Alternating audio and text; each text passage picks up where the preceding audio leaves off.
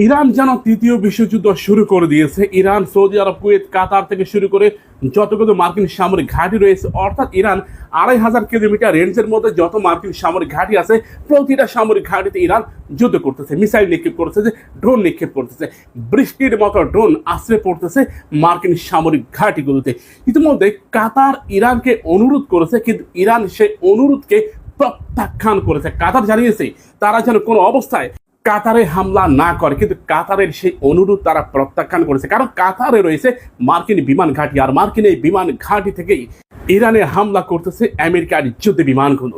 একটা প্রশ্ন দেখা দিয়েছে, তা হচ্ছে আমেরিকা কতক্ষণ যুদ্ধ করতে পারবে, কারণ যুদ্ধক্ষেত্রে আমেরিকার ব্যয় সবচেয়ে বেশি। রাশিয়া ইউক্রেন যুদ্ধে ইউক্রেনের ব্যয় ছিল অনেক বেশি, আবার আমেরিকা ইরান যুদ্ধে আমেরিকার ব্যয় সবচেয়ে বেশি। যেই $1,00,000 দিয়ে আমেরিকা একটা মিসাইল তৈরি করতে পারে, সেই মিসাইল তৈরি করতে ইরানের খরচ হয় মাত্র $10,000। ইরান যতগুলো মিসাইল নিক্ষেপ করেছে, প্রতিটা মিসাইলকে ঠেকানোর জন্য আমেরিকাকে যে এয়ার ডিফেন্স সিস্টেমের মিসাইল ব্যবহার করতে হয়, প্রতিটা মিসাইলের দাম প্রায় 1 থেকে 5 লক্ষ মার্কিন ডলার। চিন্তা করে দেখুন, এখন ইরানের 500 ড্রোন কিংবা মিসাইলকে প্রতিহত করতে গিয়ে আমেরিকাকে রাস্তায় নামতে হবে। প্রিয় ভাইরা, আমেরিকার অর্থনীতি ভেঙে পড়বে। ইতিমধ্যে জার্মানির ঊর্ধ্বতন সামরিক কর্মকর্তারা জানিয়েছে, ইরান যেভাবে মার্কিন ঘাঁটিগুলোতে বিমান হামলা অব্যাহত রেখেছে, এতে করে এই ঘাঁটিগুলোকে পুনরায় আগের রূপে ফিরিয়ে নিতে গেলে আমেরিকাকে খরচ করতে হবে $1 ট্রিলিয়ন। তার মানে ইরানে হামলা করে আমেরিকা যে লাভের গুড়ের চিন্তা ভাবনা করতেছে, সেটা পুরোপুরি ভুল হবে। রাশিয়ার ঊর্ধ্বতন সামরিক কর্মকর্তারা তারা জানিয়েছে, ইরান আগে থেকে প্রস্তুতি নিয়েছে, সে কারণেই তারা কমপক্ষে 20 থেকে 25,000 মিসাইলকে প্রস্তুত করেছে। আর এগুলি সব ইরানের আশেপাশে যতগুলো মার্কিন সামরিক ঘাঁটি রয়েছে, প্রতিটা সামরিক ঘাঁটিতে অ্যাটাক করবে। প্রিয় ভাইয়েরা, আমরা মনে করি এই যুদ্ধে আমেরিকা যে আশা করতেছে ইরানকে পরাজিত করবে, সেটা কখনোই সম্ভব নয়।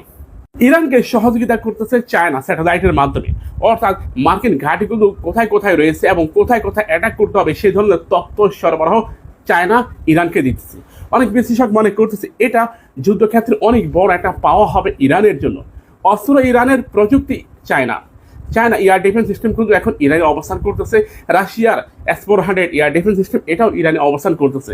আমার প্রশ্ন হলো, অনেকে বলতেছে যে মার্কিন যুদ্ধ বিমান কেন কিভাবে ইরানে প্রবেশ করলো, এয়ার ডিফেন্স সিস্টেমে রাডার কি এগুলি শনাক্ত করতে পারেনি, বা কি পেরেছে কি পারেনি সে সম্পর্কে তথ্য এখনো আসেনি।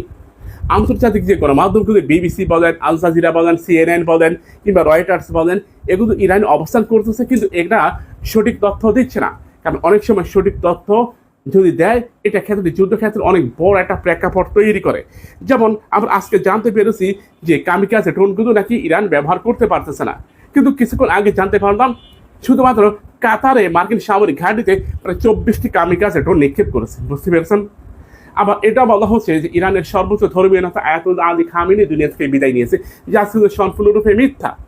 ইরানের সৈন্যদের মনোবল ভেঙে দেওয়ার জন্য এমন তথ্য ছড়িয়ে দেওয়া হচ্ছে। ভিডিওটি শেয়ার করুন। ইরানের পাশে যারা দাঁড়াতে চান, ইরানের পক্ষে যারা আছেন, তারা অবশ্যই ভিডিওটি শেয়ার করবেন। মনে রাখবেন।